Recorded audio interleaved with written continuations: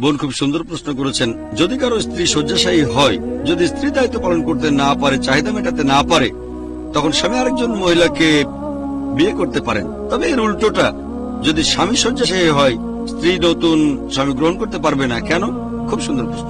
1 নম্বর point, স্ত্রী যদি শয্যাশায়ী হয়, স্বামী যেটা করতে পারে তাকে ডিভোর্স দিয়ে আরেকটা বিয়ে করবে, অথবা সে থাকলো আরেকটা নতুন বিয়ে করলো।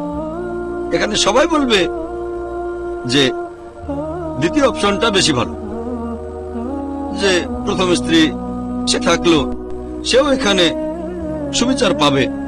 সময় দিতে হবে, বলতে পারবে না আমার সময় নেই। আর নতুন বিয়ে করলেন। অন্যদিকে যদি স্বামী শয্যাশায়ী হয়ে পড়ে থাকে, যদি স্বামীর দায়িত্ব পালন করতে না পারে, চাহিদা মেটাতে না পারে, এখানে স্ত্রী যেটা করতে পারেন, হয় তিনি স্বামীর সাথেই থাকবেন, নয়তো ডিভোর্স দেবেন। কেন? যদি তিনি ডিভোর্স না দিয়ে নতুন কাউকে বিয়ে করলেন আর প্রথম স্বামীও থাকলো, গ্যারান্টি দিতে পারবেন না যে প্রথম স্বামী সুস্থ হবে না। সুস্থ করবে না আল্লাহ তাআলা। যদি কালি সুস্থ হয়ে যায়, তাহলে এরকম অবস্থা হলে তখন কি হবে? সমস্যা। তাই অপশন হলো, হয় স্বামীর সাথেই থাকবেন, নিজের চাহিদা ত্যাগ করেন, অথবা ডিভোর্স দেন। কারণ যদি একজন শয্যাশায়ী পুরুষকে ডিভোর্স দেন, সে আরেকজন স্ত্রী পেতে পারে। কিন্তু যদি শয্যাশায়ী মহিলাকে ডিভোর্স দেন, তার জন্য নতুন স্বামী পাওয়া খুবই কঠিন। এটা মহিলাদের রক্ষা করছে, মহিলাদের জন্য ভালো। যদি কোনো মহিলা মনে করে শয্যাশায়ী স্বামীর সাথে থাকতে পারবে না, সে ডিভোর্স নিতে চায়, তখন সে নেবে নিকাহ ফাস্ক। যদি সে বলে না, আমি সওয়াব পেতে চাই, আমার স্বামীর সাথে থাকবো, আমি অন্য চাহিদাগুলো ত্যাগ করবো, যাতে করে আমি জান্নাতে যেতে পারি, আলহামদুলিল্লাহ। যদি সে বলে আমি আর পারছি না, আমারও সীমাবদ্ধতা আছে, তখন ডিভোর্স দেওয়ার অনুমতি আছে। স্বামীর শারীরিক অসুস্থতা গুরুতর হলে একজন পুরুষের পক্ষে নতুন একজন স্ত্রী পাওয়া সম্ভব, যদিও সে তখন শয্যাশায়ী। কিন্তু শয্যাশায়ী মহিলার পক্ষে নতুন স্বামী পাওয়া কঠিন। আশা করি উত্তরটা পেয়েছি। আসসালামু আলাইকুম। ওয়ালাইকুম আসসালাম রাহমাতুল্লাহি ওয়া বারাকাতুহু। অনেক তালাকপ্রাপ্ত মহিলা তাদের অতীতের কারণে বিয়ে প্রস্তাব পান না, যদিও তারা নিয়ম মানা মুসলিম। আপনার মন্তব্য?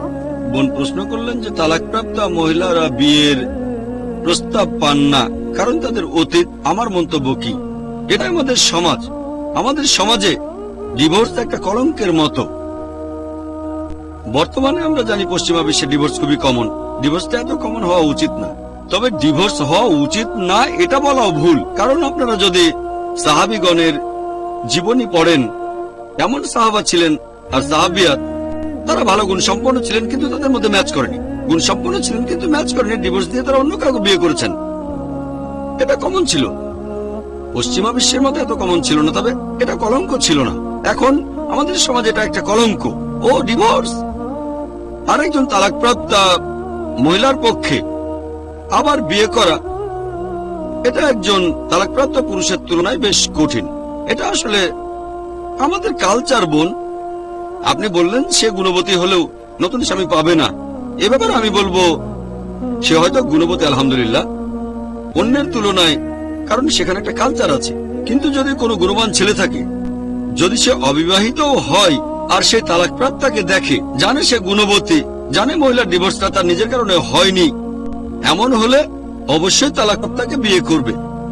কারণ আমাদের নবীজি সাল্লাল্লাহু আলাইহি সাল্লাম শুধুমাত্র তার একজন স্ত্রী বাদে বাদবাকি সবাই হয় ছিলেন তালাকপ্রাপ্তা, নয়তো বিধবা।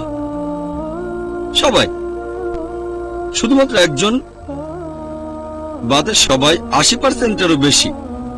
এটা আমাদের নবীজি সাল্লাল্লাহু আলাইহি সাল্লামের দৃষ্টান্ত। সে সময় এটাকে কলঙ্ক বলা হতো না, এখন কলঙ্ক বলা হয় কালচারের কারণে, ধর্মের কারণে না। আশা করি উত্তরটা পেয়েছেন। আসসালামু আলাইকুম। ওয়ালাইকুম আসসালাম ওয়া রাহমাতুল্লাহি ওয়া বারাকাতুহু।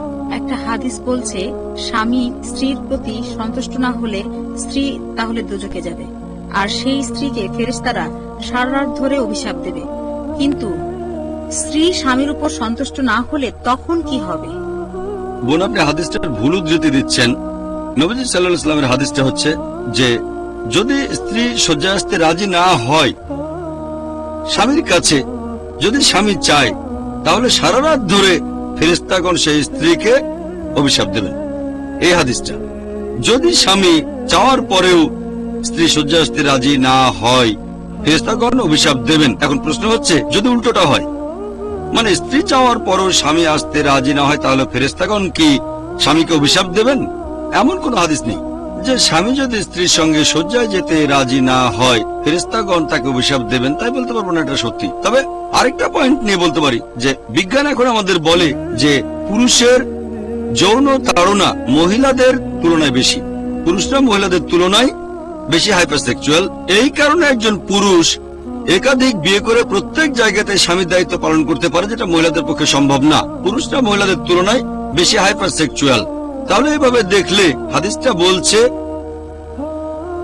একজন পুরুষ যদি তার চাহিদা মেটাতে চায়, তার স্ত্রী যদি রাজি না হয়, তাহলে ফেরেশতাগণ অভিশাপ দেবেন। আমি এই হাদিসটার সঙ্গে একমত, কারণ স্বামী যদি স্ত্রীর কাছ থেকে চাহিদা মেটাতে না পারে তাহলে সে কোথায় যাবে? পুরুষরা বেশি হাইপার সেক্সুয়াল, আর নিজেকে নিয়ন্ত্রণ করাটা একটা মহিলার তুলনায় পুরুষের বেশ কঠিন। এখন যদি উল্টো ঘটনা ঘটে যে স্ত্রী স্বামীর কাছে চাহিদা মেটাতে চাচ্ছে, স্বামী রাজি হচ্ছে না, কোন হাদিস বলছে না তাকে অভিশাপ দেওয়া হবে। তবে আরেকটা হাদিস বলতে যে সেরা মুমিন হলো সে যে তার পরিবার এবং স্ত্রীর সাথে ভালো ব্যবহার করে। তার মানে এই লোক ভালো মুমিন না। এছাড়াও নবীজির আরেকটা হাদিসে আছে, যখন তোমার স্ত্রীর সাথে সময় কাটাচ্ছ, তাকে সময় দিচ্ছ, সেটা অপর উপকার। সাহাবাগণ বললেন, ইয়া রাসূলুল্লাহ, এটার মানে কি? স্ত্রীর সঙ্গে সময় কাটানোটা পরোপকার? নবীজি বললেন, কারণ এ সময়ে তুমি কোনো হারাম কিছু করছো না। যে তোমার স্ত্রী না এমন কারোর সাথে সম্পর্ক স্থাপন করা, বিয়ে ছাড়া শারীরিক সম্পর্ক স্থাপন করাটা হারাম। যেহেতু কোনো হারাম কাজ করছো না, তাই পরোপকার। দেখেন তাহলে সব পাওয়াটা কত সোজা। স্ত্রীর সঙ্গে শারীরিক সম্পর্ক স্থাপন করলে স্বামী স্ত্রী দুজনেই সওয়াব পাবেন। এখনকার দিনে সেক্সকে দেখা যায় দুই ভাবে। একটা হচ্ছে একেবারে ফ্রি সেক্স, সবকিছু চলে, সমস্যা নেই, সবাই আসতে পারে, সমস্যা নেই, ফ্রি সেক্স, রজনীশ সি বিচে ঘুরে বেড়াবেন ফ্রি। অন্য আরেক দিকে ধার্মিক মানে নো সেক্স, সন্ন্যাসী হতে হবে। না, সাধুরা হিমালয়ের গুহায় যান, এটাও সম্ভব না। ইসলাম ধর্মে রয়েছে এই দুয়ের মাঝামাঝি। এটা শরীরের পাশাপাশি আত্মারও যত্ন নেয়।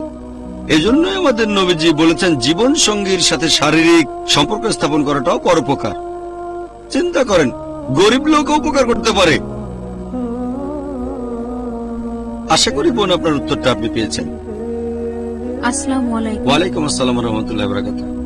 একটা মেয়ের খুব অল্প বয়সে বিয়ে হয়েছিল, আর কিছুদিন পরেই তার ডিভোর্স হয়ে যায়। এই ব্যাপারে সে এত বেশি আঘাত পেয়েছিল যে সে আবার নতুন করে বিয়ে করার সাহস পাচ্ছে না।